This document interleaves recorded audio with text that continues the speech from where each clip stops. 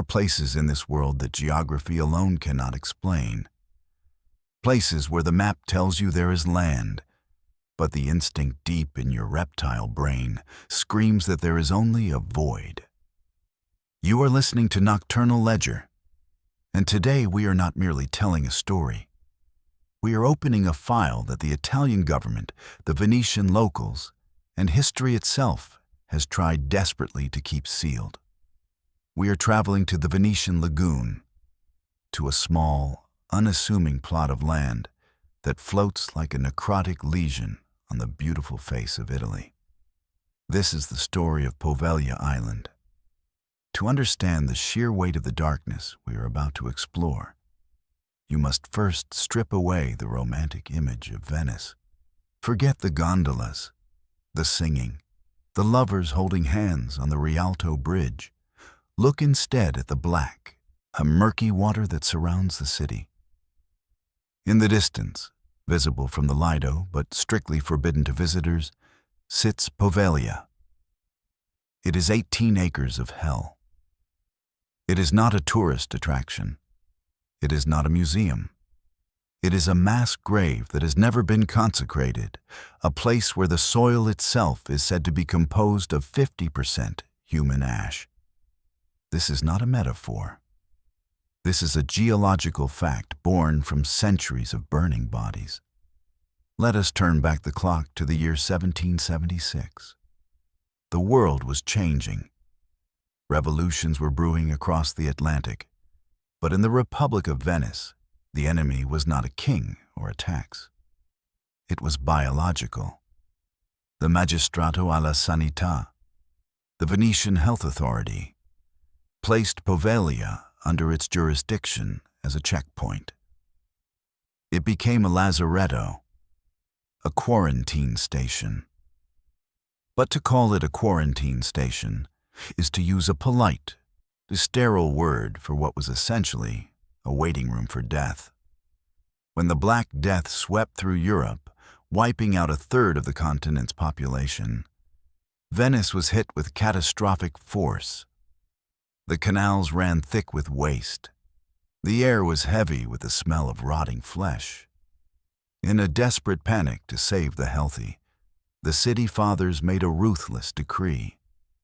Anyone showing even the slightest symptom of the plague was to be taken from their home, stripped of their rights, and exiled to Poveglia. Imagine the terror of that moment. You are a father, a mother, or a child living in 18th century Venice. You cough. Perhaps it is just a cold. Perhaps it is dust.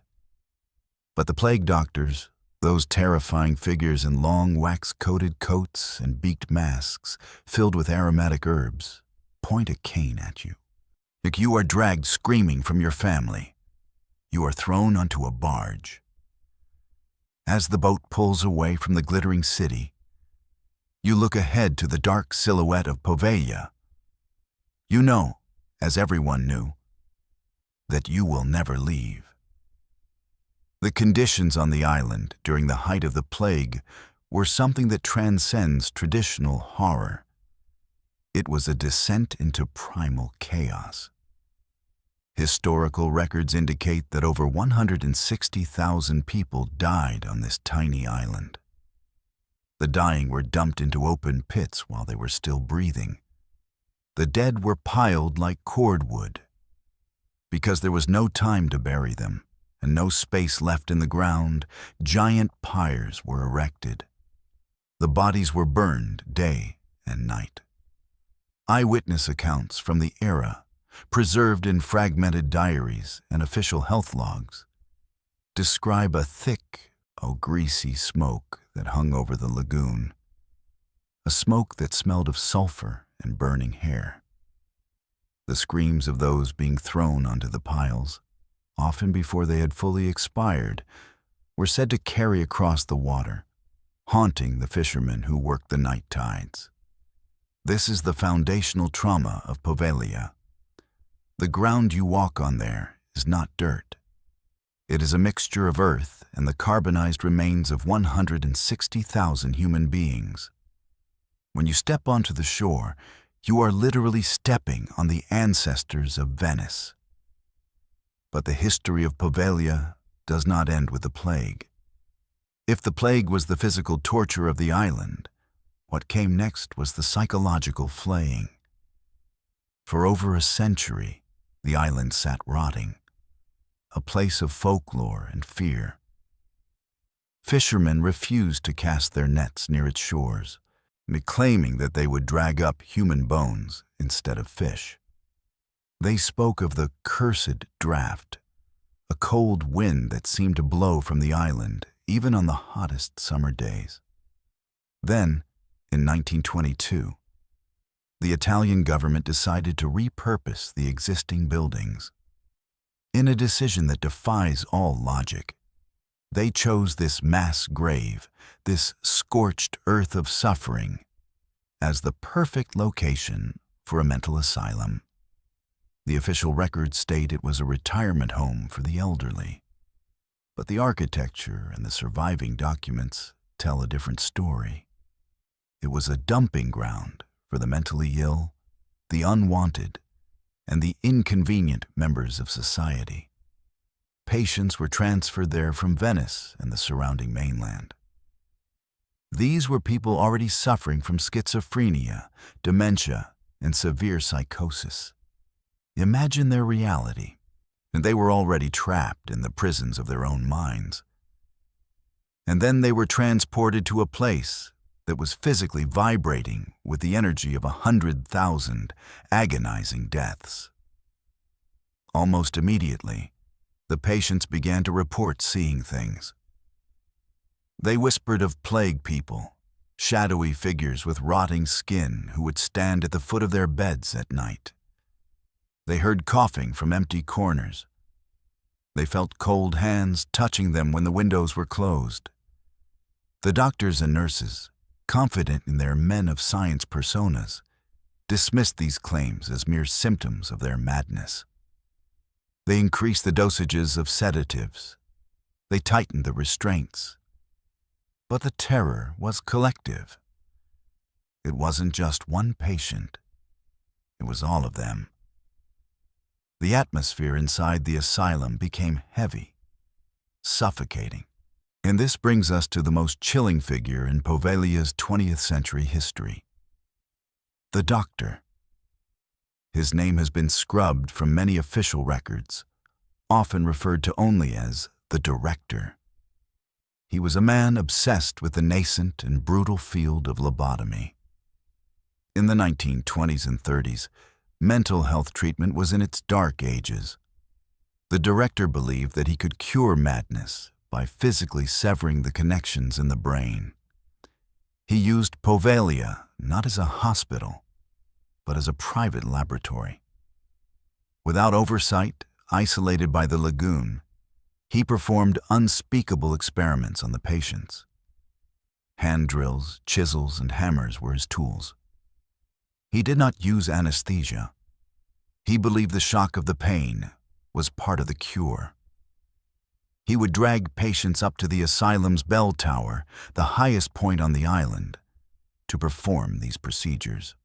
And the screams of the tortured patients mingled with the psychic residue of the plague victims. The asylum became a layer cake of horror. The ancient dead beneath the floorboards, the tortured living in the beds above.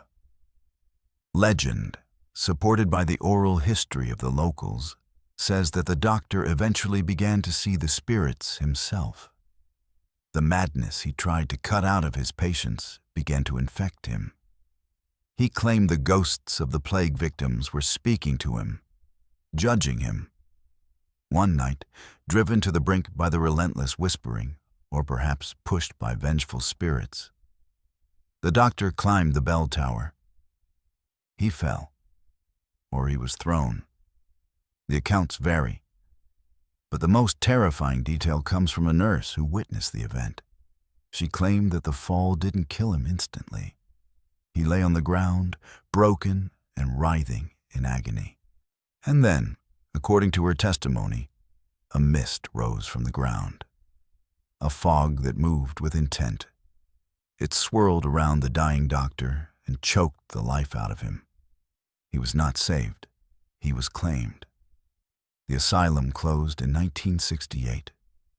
The island was abandoned. But the buildings remain.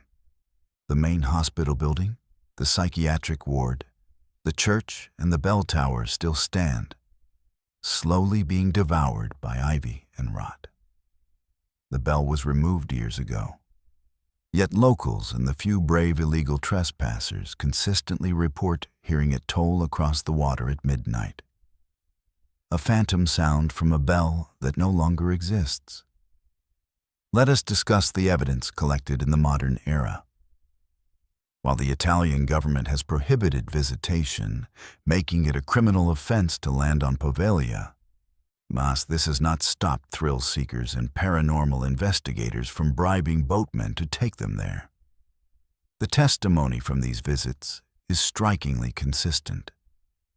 This is crucial in the world of investigation. When independent witnesses, separated by years and lacking contact with one another, report the exact same phenomena, we must pay attention. Almost every person who sets foot on Poveglia reports an immediate, crushing sensation of being watched. It is not a subtle feeling. It is described as a physical weight on the chest, a difficulty in breathing. This correlates with the presence of high-level electromagnetic fields. But the intensity suggests something more. One documented case involves a family who sought to buy the island in the 1960s, hoping to build a holiday home. They arrived in high spirits, and they left before the sun went down, terrified. The father refused to speak of what happened, but the mother later revealed that their daughter's face had been ripped open by an invisible entity. The wound required 14 stitches. They never returned. The sale was canceled. In more recent years, a crew of construction workers was sent to the island to attempt a restoration project. They were hardened men, not prone to flights of fancy. They set up their equipment, intending to stabilize the crumbling walls of the old hospital. Within hours, they radioed for immediate extraction. They left all their heavy machinery behind, thousands of dollars worth of tools, and refused to go back to retrieve them. They claimed that the walls were whispering to them. They claimed that their tools were moving on their own, or being thrown across the room by invisible hands. But the most disturbing aspect of Poveglia is the audio phenomena. Electronic voice phenomena, or EVPs, captured on the island are among the clearest ever recorded. Investigators do not just hear static, they hear distinct Italian phrases. Go away. Don't touch. And most chillingly, the sounds of crying.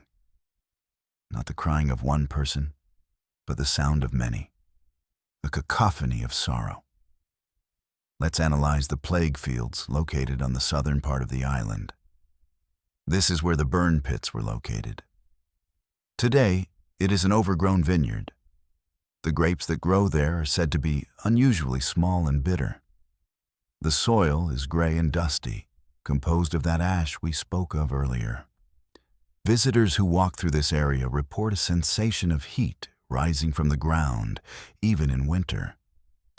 It is as if the fires that burned the bodies centuries ago are still smoldering on a spectral plane. There is a specific spot near the water's edge where the tide unearths human remains with disturbing regularity. It is not uncommon to find a femur, a rib, or a skull rolling in the surf. This physical presence of death prevents the mind from ever dissociating from the history. You are not imagining the dead. You are looking at them. Skeptics, of course, have their theories. They point to the release of methane gas from the decomposing organic matter in the lagoon, suggesting it could cause hallucinations. They argue that the crumbling structures create infrasound. low-frequency sound waves caused by the wind rushing through broken windows that can induce feelings of dread and panic in the human brain.